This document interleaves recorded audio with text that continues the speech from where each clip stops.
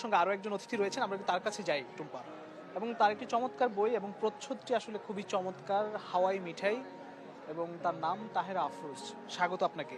হাওয়াই মিঠাই আসলে সেই গল্পে কি বলেছেন? হাওয়াই মিঠাই এটি আসলে একটি গল্পগ্রন্থ। এখানে ৫টি গল্প অন্তর্ভুক্ত করা হয়েছে। তো হাওয়াই মিঠাই নামে একটি গল্প আছে, সেটি আদি ভৌতিক প্রেক্ষাপটে একটি গল্প প্লটে। মূলত ভৌতিক প্রেক্ষাপট হলেও এটি একটি মনস্তাত্ত্বিক একটা জটিলতার একটা গল্প আসলে। ও মেয়েটার সাথে একটা অশরীরী একজন পুরুষ থাকে, সে তাকে ফিল করে আর কি। এরকম একটা প্লটে আর কি গল্পটা তৈরি।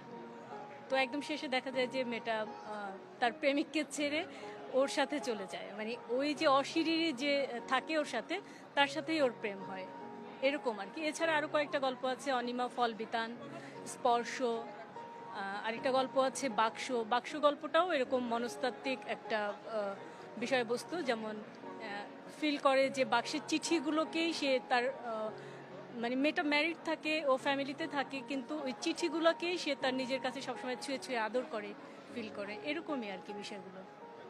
অসংখ্য ধন্যবাদ, আপনি থাকুন আমাদের সঙ্গে, আমরা আবারও আসবো। আপনার সবাই থাকবেন প্রতিদিনে, আমরা 5টা থেকে 6টা পর্যন্ত এই ফাগুনের মলাট নিয়ে। এবং আগামী ভালো থাকবেন, সুস্থ থাকবেন। শুভ সন্ধ্যা।